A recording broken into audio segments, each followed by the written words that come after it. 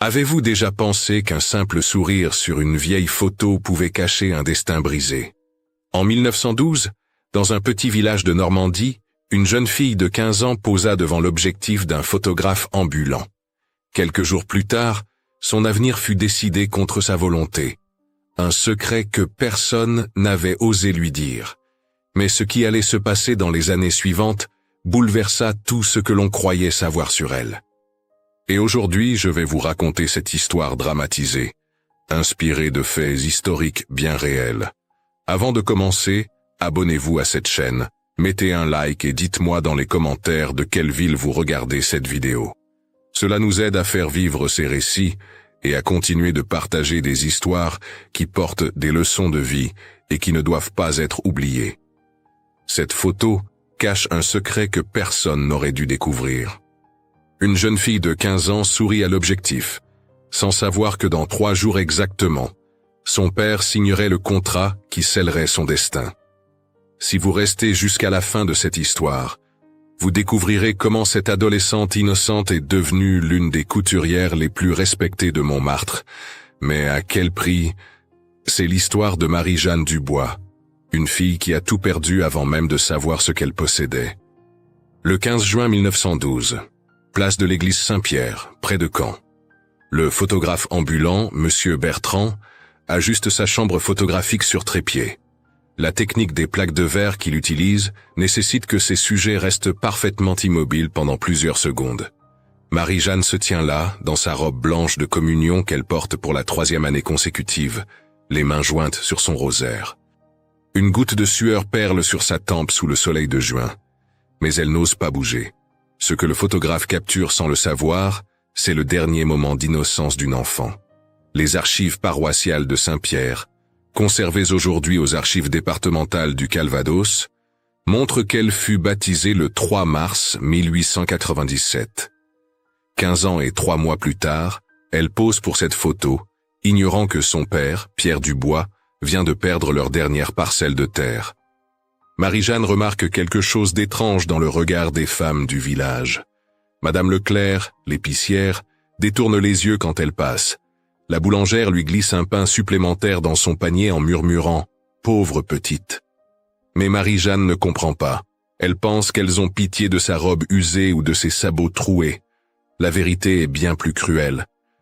Son père a déjà rencontré 3 fois Monsieur Rousseau, le marchand de tissus de 52 ans, dont la femme est morte en couche l'année précédente. Les registres notariaux mentionnent une dette de 800 francs, une fortune pour une famille d'arrendataires ruinée par les pluies torrentielles qui ont détruit les récoltes de 1911. Au moment exact où l'obturateur se déclenche, une papillon se pose sur la main de Marie-Jeanne. Elle sourit, y voyant un signe de bonheur. Elle ne sait pas encore que dans la poche de son père se trouve déjà la lettre d'accord préliminaire pour son mariage. Le Código Civil Napoleonico, dans son article 148, stipule clairement que le consentement du père suffit pour marier une mineure. Mais il y a quelque chose de plus terrifiant encore. Sa meilleure amie, Marguerite, l'observe depuis le coin de la place. Marie-Jeanne lui a confié la veille son rêve secret, s'enfuir à Paris pour devenir modiste, créer des chapeaux pour les dames élégantes. Marguerite court déjà vers le presbytère. Dans 1 heure, le père Antoine saura tout des rêves de Marie-Jeanne. Et dans 2 heures, son père aussi. Ce soir-là, Marie-Jeanne rentre chez elle, la photo encore fraîche dans la boutique du photographe. Sa mère, Célestine, brode en silence près de la fenêtre. Ses mains tremblent légèrement sur l'ouvrage. Un trousseau de mariage qu'elle prépare depuis des semaines, sans que sa fille le sache. Les initiales MJR sont déjà brodées sur les draps. Marie-Jeanne Rousseau. Le nouveau nom de sa fille est déjà décidé. « Maman, pourquoi Madame Leclerc me regarde-t-elle avec tant de tristesse ?» demande Marie-Jeanne en posant son panier. Sa mère ne répond pas. Elle se contente de serrer plus fort son aiguille, si fort qu'une goutte de sang perle sur le tissu blanc. Cette tache rouge sur le trousseau, Marie-Jeanne la découvrira dans 3 jours. Mais pour l'instant, elle monte dans sa chambre, ignorant que son petit frère Paul, âgé de 8 ans, pleure silencieusement dans la grange. Il a entendu son père dire « Après le mariage, on aura assez pour payer les dettes et garder la maison. » Cette nuit-là, Marie-Jeanne fait un cauchemar. Elle rêve qu'elle se noie dans une mer de tissu blanc qui l'étouffe. Elle se réveille en sueur, ses longs cheveux châtains collés à son front. Par la fenêtre, elle voit la lune presque pleine. Dans 3 jours, elle sera complète, comme le piège qui se referme sur elle. Le lendemain matin, son père l'appelle dans la cuisine. Ses mains calleuses tremblent légèrement quand il pose une tasse de chicorée devant elle. « Marie-Jeanne », commence-t-il, la voix rauque. Mais les mots restent coincés dans sa gorge. Il se lève brusquement et sort. C'est la dernière fois qu'il la regardera dans les yeux avant le mariage. Marie-Jeanne reste seule dans la cuisine, fixant la vapeur qui s'élève de sa tasse. Elle ne sait pas encore que dans 48 heures, son destin sera scellé. Elle ne sait pas que M. Rousseau a déjà acheté l'alliance. Une alliance qui appartenait à sa première femme, morte à 23 ans après 4 grossesses en 5 ans de mariage. Mais pour comprendre comment une jeune fille de 15 ans peut se retrouver mariée de force à un homme qui pourrait être son père, il faut remonter 6 mois en arrière, quand les premières gouttes de pluie ont commencé à tomber sur les champs de blé de Normandie. Décembre 1911. La Normandie se noie sous des trombes d'eau. Les registres météorologiques conservés à Caen parlent de 120 jours de pluie consécutifs. Pour les paysans comme Pierre Dubois, c'est la catastrophe. Les cahiers de doléances de l'époque racontent la même histoire dans chaque ferme. Les semences pourrissent dans la terre gorgée d'eau. Les quelques épis qui poussent sont dévorés par la moisissure. Marie-Jeanne a alors 14 ans. Elle aide sa mère à raccommoder les vêtements des voisins pour quelques sous. Ses doigts agiles manient l'aiguille avec une précision remarquable. Madame Rousseau, l'épouse du marchand de tissus, la remarque lors d'une visite. « Cette petite a des mains d'or », dit-elle à son mari. Elle mourra 3 mois plus tard, laissant derrière elle un veuf et une phrase qui scellera le destin de Marie-Jeanne. Les dettes s'accumulent. Pierre Dubois doit 3 mois de fermage au propriétaire terrien, Monsieur de Brémond. Les créanciers frappent à la porte chaque semaine. Marie-Jeanne entend les conversations à travers les murs fins de la maison. Son père supplie, sa mère pleure. Une nuit, elle surprend ses parents en train de compter les dernières pièces. 23 francs. C'est tout ce qui reste. C'est alors que M. Rousseau fait sa première visite. Marie-Jeanne le voit depuis sa fenêtre descendre de sa calèche, son ventre proéminent précédant ses pas. Il porte un costume noir de bonne coupe, une chaîne de montre en or traverse son gilet. Il apporte un panier de victuailles. « Pour aider un voisin dans le besoin », dit-il. Mais ses yeux s'attardent sur Marie-Jeanne quand elle sert le café. Sa mère remarque ce regard. Cette nuit-là, Marie-Jeanne l'entend vomir dans la bassine. « Pas ma fille, Pierre, pas ma petite », supplie Célestine. Mais Pierre répond d'une voix brisée. « C'est elle ou la rue pour tous ? Paul, les jumeaux, tu veux qu'ils meurent de faim ?» Marie-Jeanne commence à remarquer des changements. Sa mère lui demande de porter ses cheveux détachés quand M. Rousseau vient. On lui fait mettre sa meilleure robe, celle du dimanche. Le marchand apporte des cadeaux, un ruban de soie bleue, des bottines neuves, un petit miroir à main. Marie-Jeanne est flattée de ces attentions, pensant naïvement que c'est par bonté chrétienne. Un soir de mars 1912, elle surprend une conversation qui glace son sang. M. Rousseau dit à son père « Elle est presque mûre. Encore quelques mois et elle sera parfaite. » Son père répond « Après la moisson, si Dieu veut. » Marie-Jeanne ne comprend pas de quoi il parle, mais un frisson parcourt son échine. C'est sa grand-mère, Thérèse, qui vend la mèche sans le vouloir. La vieille femme, atteinte de confusion sénile, lui dit un jour « Tu seras bientôt une dame, comme ta cousine Adèle. » Adèle s'est mariée à 14 ans à un boucher de 40 ans. Elle est morte en couches à 16 ans. Marie-Jeanne commence à comprendre. Les regards de pitié, les cadeaux, les visites répétées. Elle confronte sa mère, qui éclate en sanglots. « On n'a pas le choix, ma fille. Sans cet arrangement, on perd la maison. Tes frères iront à l'orphelinat. Ton père ira en prison pour dette. » La terreur s'installe dans le ventre de Marie-Jeanne. Elle connaît le sort des épouses de vieux marchands.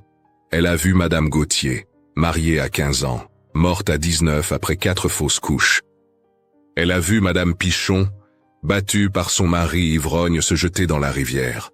Elle refuse de manger pendant 3 jours, espérant mourir. Mais sa mère la force à avaler de la soupe, pleurant en lui tenant la tête. C'est alors qu'elle décide de fuir. Elle économise chaque centime qu'elle trouve, cache des provisions dans un sac sous son lit. Elle étudie les horaires des diligences affichées près de l'église. Paris est à 8 heures de route. Avec 15 francs, elle peut acheter un billet. Elle en a déjà 7 cachés dans une vieille chaussette. Elle confie son plan à Marguerite, sa meilleure amie depuis l'enfance. Je partirai la nuit de la pleine lune. Il y aura assez de lumière pour marcher jusqu'à la grande route. Marguerite promet de garder le secret. Elle l'embrasse même sur la joue en jurant sur la Bible. Le lendemain, le père Antoine convoque Pierre Dubois. « Votre fille a des idées de fuite, » dit-il gravement. « Il faut agir vite, avant qu'elle ne se déshonore. » Pierre rentre chez lui, le visage de Pierre. Il fouille la chambre de Marie-Jeanne, trouve l'argent, le sac de provisions. Il brûle tout dans la cheminée pendant qu'elle est au champ. Quand Marie-Jeanne découvre la trahison de Marguerite, quelque chose se brise en elle. Elle mord si fort ses propres bras que sa mère doit lui bander les poignets. Elle arrache des mèches entières de ses cheveux. Elle ne mange plus, ne parle plus. Son père avance la date du mariage. « Avant qu'elle ne devienne folle », dit-il à Rousseau. Le contrat de mariage est rédigé par Maître Durand, notaire à Caen. Marie-Jeanne n'est pas présente. Elle n'a pas besoin de lettres. Son père signe pour elle. 800 francs de dot inversée. Rousseau paie les dettes en échange de la jeune fille. Le mariage est fixé au 22 juin 1912, une semaine après la photo. 2 jours avant la photo fatidique, Marie-Jeanne tente une dernière fois. Elle supplie le père Antoine lors de la confession. « Mon père, c'est un péché de forcer une enfant au mariage ?» Le prêtre, un jeune homme de 28 ans nouveau dans la paroisse, hésite. Puis il murmure « Dieu voit votre souffrance, mon enfant. Il ne vous abandonnera pas. » C'est tout ce qu'il peut dire. L'Église soutient l'autorité paternelle. La veille de la photo, Marie-Jeanne découvre le trousseau. Les draps brodés, les chemises de nuit en lin, les serviettes marquées MJR. Elle voit la tache de sang de sa mère sur un drap. Soudain, elle comprend que sa mère souffre autant qu'elle. Cette nuit-là, pour la première fois depuis des semaines, elle va dans le lit de sa mère. Elles pleurent ensemble en silence jusqu'à l'aube. Et maintenant, nous voilà le matin du 15 juin 1912. Marie-Jeanne enfile sa robe blanche, tresse ses cheveux. Dans 1 heure, elle posera pour la photo. Dans 4 jours, elle sera Madame Rousseau. Mais quelque chose d'inattendu va se produire dans les heures qui suivent. 3 jours avant le mariage. Marie-Jeanne n'a plus que 72 heures de liberté. Ce matin du 19 juin, elle se réveille avec la bouche sèche et les mains tremblantes. Les vomissements ont repris. Sa mère lui apporte une tisane de camomille, mais même l'odeur la fait fuir vers la cuvette. Monsieur Rousseau vient déjeuner. Il apporte le voile de mariée qui appartenait à sa défunte épouse.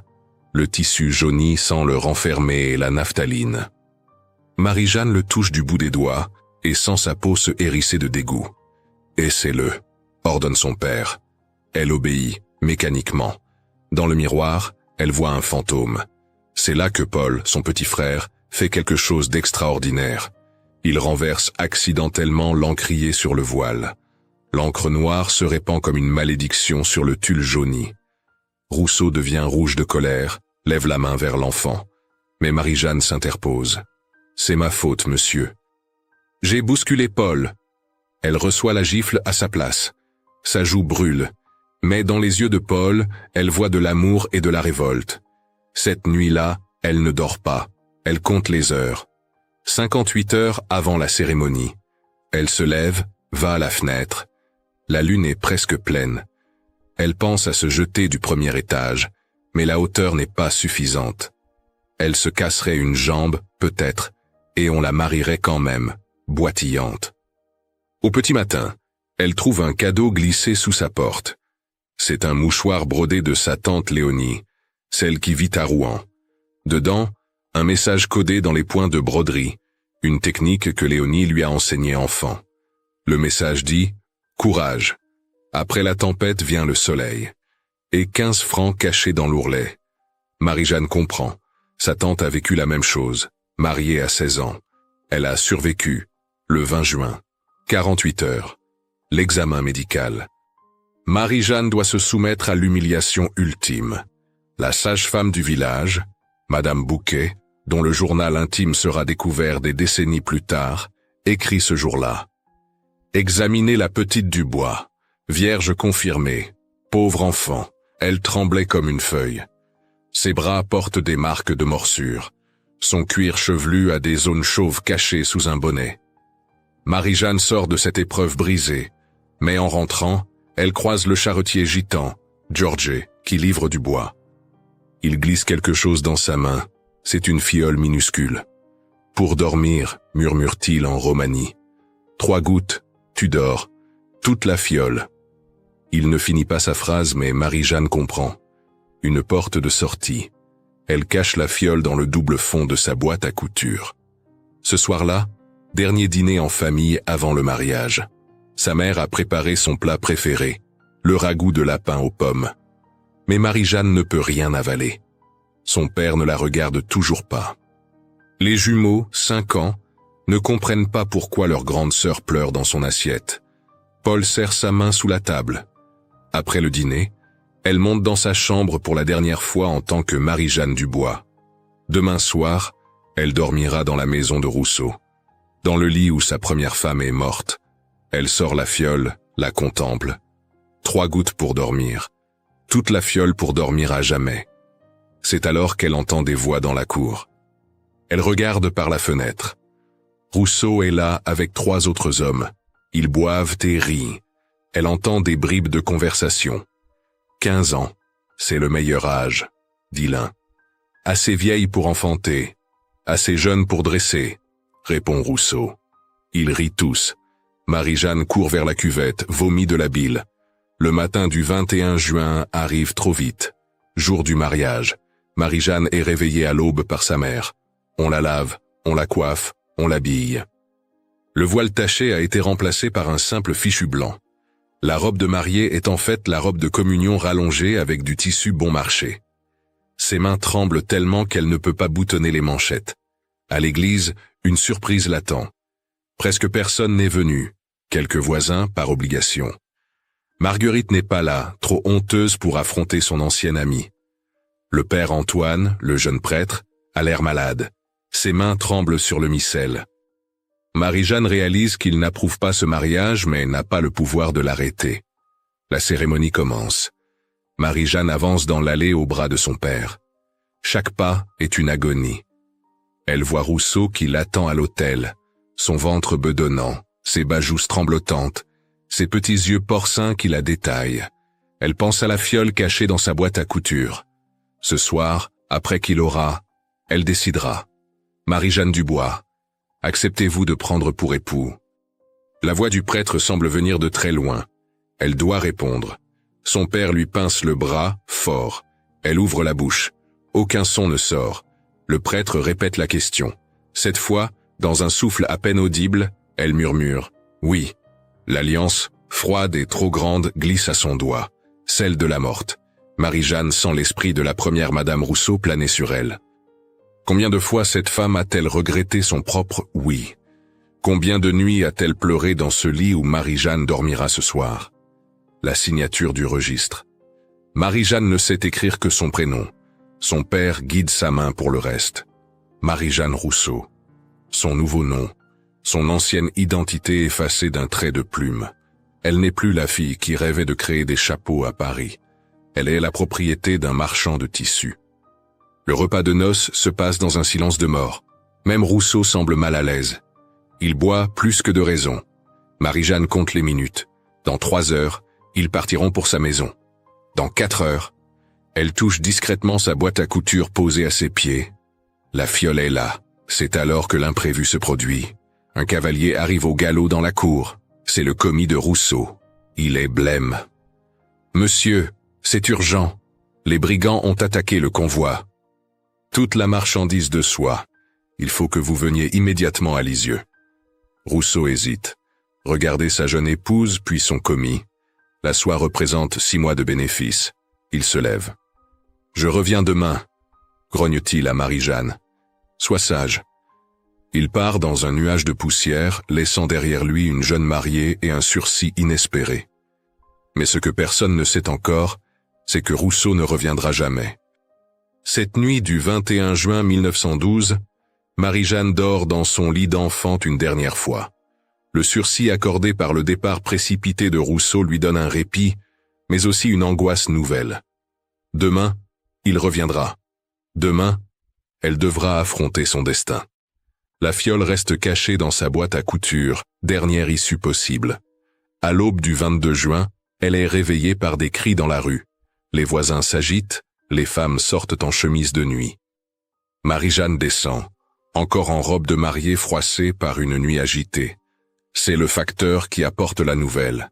Sur la route de Lisieux, près du bois de la Houssaye, des brigands ont attaqué la diligence. Un mort. Monsieur Rousseau. Marie-Jeanne reste figée.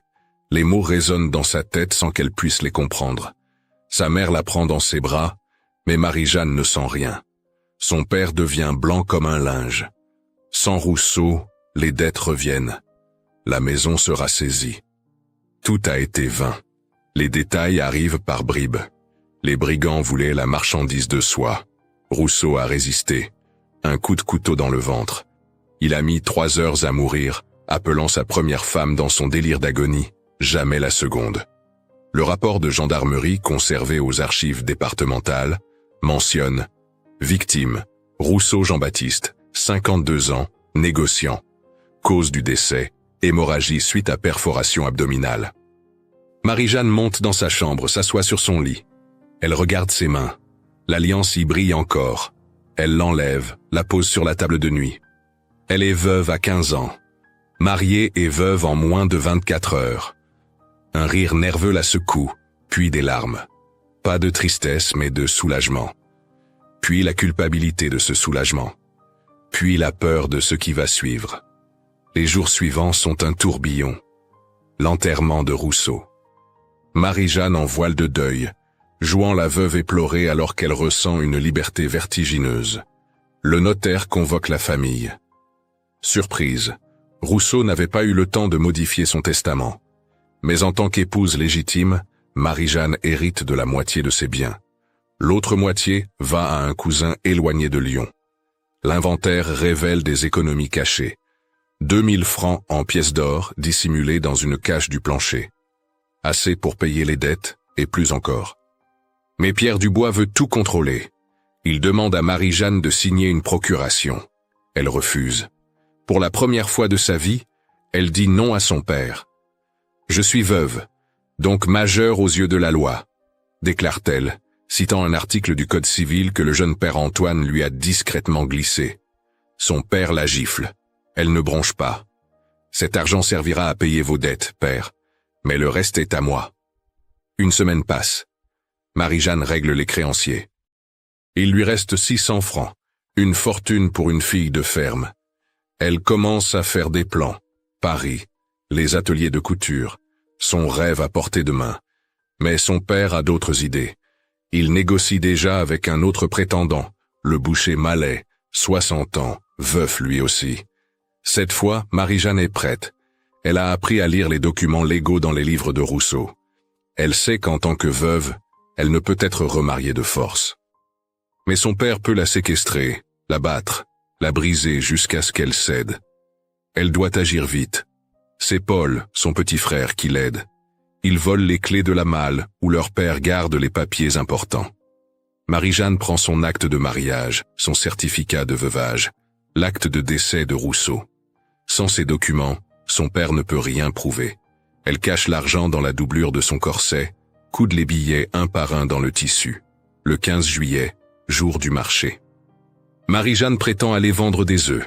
Elle porte sa robe de deuil, un châle noir, un petit sac avec le strict nécessaire. Dans sa poche, la photo prise un mois plus tôt, quand elle était encore innocente. Elle embrasse Paul, qui pleure en silence. Sa mère n'est pas là, partie au champ. Tant mieux. Les adieux seraient trop douloureux. À la gare de Caen, elle achète un billet pour Paris. 3e classe. La compagnie des chemins de fer de l'Ouest affiche ses horaires. Départ 10h15. Arrivée Paris-Saint-Lazare 18h45. 8h30 vers une nouvelle vie. Elle monte dans le wagon bondé, se faufile entre les paniers de volailles et les sacs de grains. Une femme âgée la regarde avec curiosité. Si jeune et déjà en deuil? Marie-Jeanne hoche la tête. Mon mari, les brigands. La femme fait un signe de croix. Pauvre petite. Où allez-vous? Marie-Jeanne hésite puis répond, chez une tante à Paris. Elle tient un atelier de couture. Le mensonge vient facilement. La femme lui offre du pain et du fromage. Marie-Jeanne accepte, reconnaissante. Le train traverse la campagne normande. Marie-Jeanne regarde défiler les champs, les fermes, la vie qu'elle laisse derrière elle. À chaque kilomètre, elle se sent plus légère. L'Alliance de Rousseau est vendue au premier arrêt, à Évreux. 15 francs de plus pour sa nouvelle vie. À Paris, la gare Saint-Lazare est un chaos de bruit, d'odeurs, de mouvements. Marie-Jeanne n'a jamais vu tant de monde. Elle suit la foule, sort dans la rue. Les immeubles haussmanniens l'écrasent de leur hauteur. Les omnibus hippomobiles la frôlent. Elle est terrifiée et excitée à la fois. Elle trouve une pension de famille dans le 18e arrondissement, rue Le Pic. Madame Girard, la propriétaire, une veuve elle aussi, ne pose pas de questions. 10 francs la semaine pour une chambre sous les toits. Marie-Jeanne paie 1 mois d'avance. Il lui reste 550 francs. Une fortune qui fondra vite à Paris. Le lendemain, elle cherche du travail. Le petit journal publie des annonces. Atelier Beaumont cherche petites mains expertes. Elle s'y présente. Monsieur Beaumont examine ses mains, lui fait coudre un ourlet. Vous commencez lundi, 6 heures du matin à 8 heures du soir, 15 francs la semaine. C'est peu, mais c'est un début. Le premier jour de travail, Marie-Jeanne entre dans l'atelier. 30 femmes penchées sur leur ouvrage, dans une lumière grise filtrée par des verrières sales. L'odeur de tissu et de sueur, le cliquetis incessant des machines à coudre Singer. C'est l'enfer, c'est le paradis, c'est la liberté. Elle s'assoit à sa place, prend son aiguille. Pour la première fois depuis des mois, elle sourit vraiment. Chaque point qu'elle coude est un choix qu'elle fait. Chaque ourlet est une victoire. Elle pense à la photo dans sa poche. Cette fille de 15 ans qui ne savait pas ce qui l'attendait. Maintenant elle sait, et elle a survécu. Mais l'histoire de Marie-Jeanne ne fait que commencer. Car dans cet atelier, elle va rencontrer quelqu'un qui changera à nouveau sa vie. Paris, automne 1912. Marie-Jeanne travaille à l'atelier Beaumont depuis 3 mois. Ses doigts sont devenus plus rapides, plus sûrs. Elle peut maintenant coudre 200 boutonnières par jour. Un record même parmi les ouvrières expérimentées. Les autres femmes l'ont adoptée. Elle l'appelle la petite Normande, avec affection. Parmi elles, il y a Louise, 30 ans, veuve de guerre du Maroc. C'est elle qui apprend à Marie-Jeanne les ficelles du métier, mais aussi de la survie à Paris. Ne jamais montrer qu'on a de l'argent. Toujours garder 3 mois de loyer d'avance en cas de maladie. Ne jamais faire confiance aux contremaîtres qui promettent des augmentations contre des faveurs. Un matin de novembre, Marie-Jeanne trouve une lettre glissée sous sa porte. L'écriture de Paul. Son père la cherche. Il est venu 2 fois à Caen demander si quelqu'un l'avait vu prendre le train. La famille est ruinée. Les jumeaux sont placés chez les sœurs. Sa mère ne parle plus, reste assise près de la fenêtre toute la journée. Marie-Jeanne pleure en lisant ces mots, mais elle ne peut pas revenir. Retourner, c'est être vendue à nouveau. Elle envoie la moitié de son salaire à Paul par l'intermédiaire de Louise, qui a une cousine à Caen. 7 francs 50 par semaine. C'est peu, mais c'est quelque chose. Elle joint un mot. Pour maman et les petits, ne dis pas que ça vient de moi.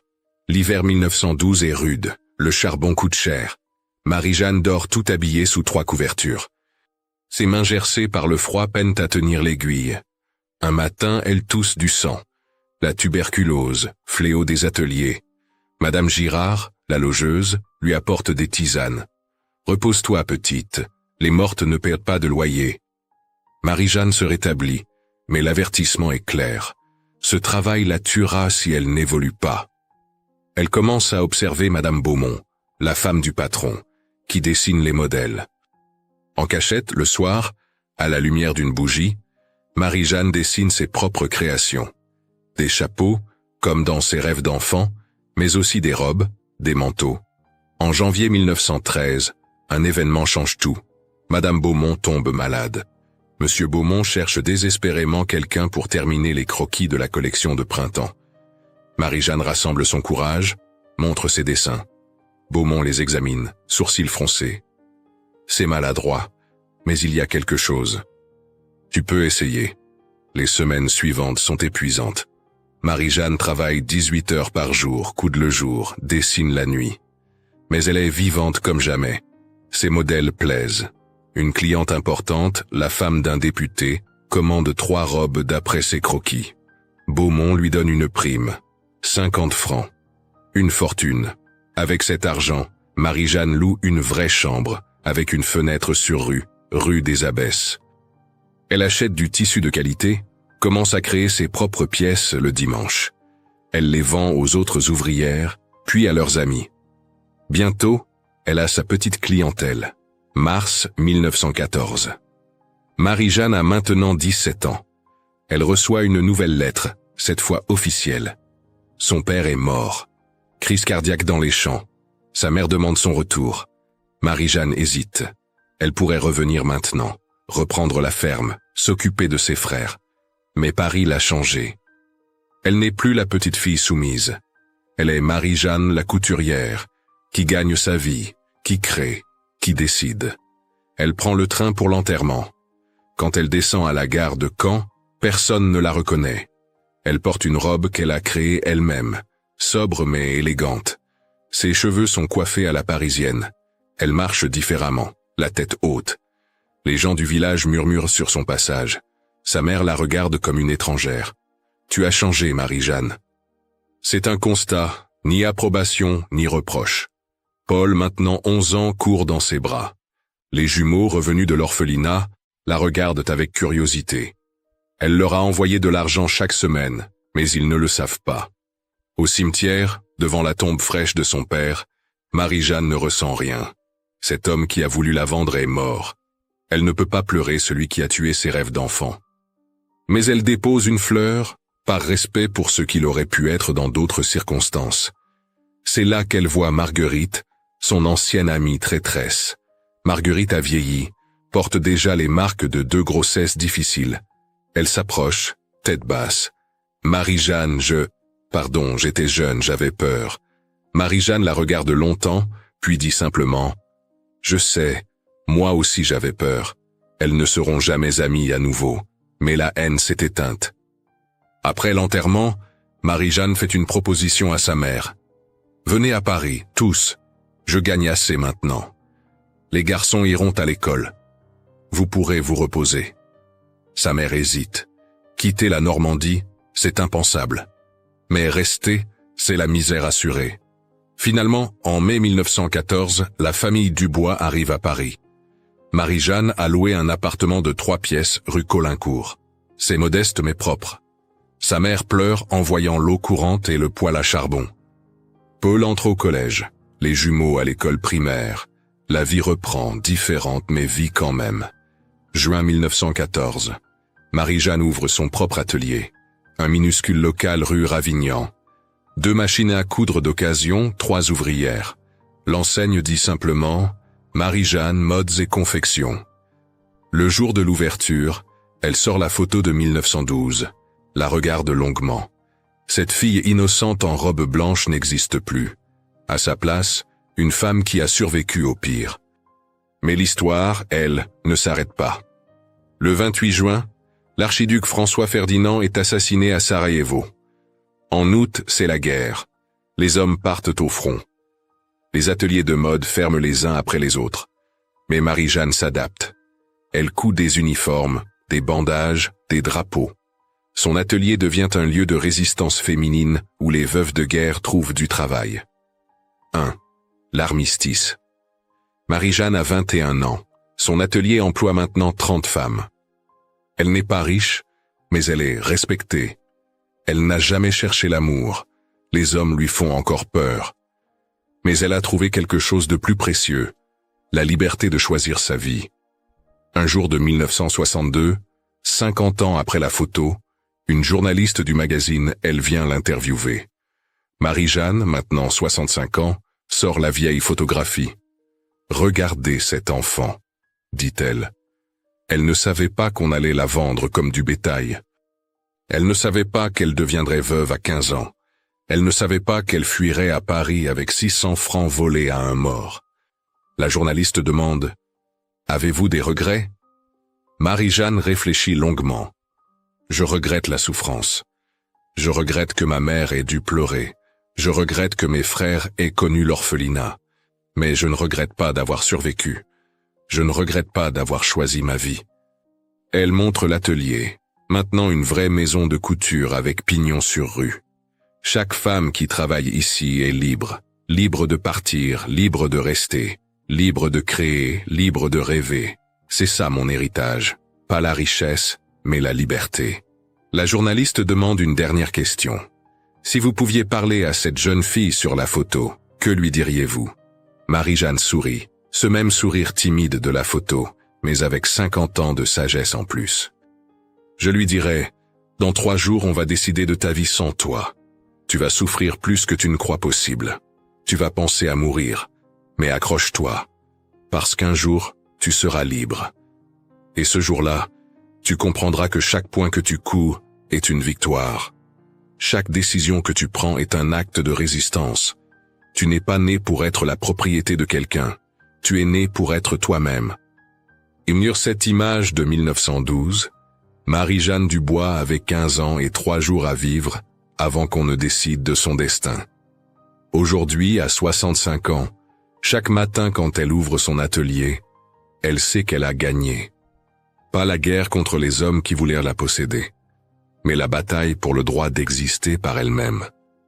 Et quelque part dans chaque femme qui pousse la porte de son atelier, dans chaque ouvrière qui apprend à signer son nom, dans chaque petite fille qui ose rêver d'autre chose que le mariage, l'esprit de cette adolescente de 15 ans continue de vivre.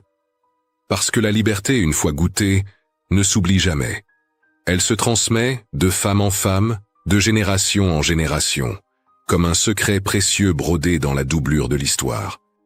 En terminant, souvenons-nous que cette histoire fictionnelle, inspirée de faits historiques réels, nous rappelle une vérité universelle. Même dans les contextes les plus sombres, une jeune fille peut trouver la force de transformer la douleur en liberté et de briser les chaînes d'un destin imposé. C'est une leçon sur la résilience, mais aussi sur le prix que beaucoup ont payé pour que les générations suivantes puissent choisir leur propre avenir. Et vous, que ressentez-vous face au destin de Marie-Jeanne?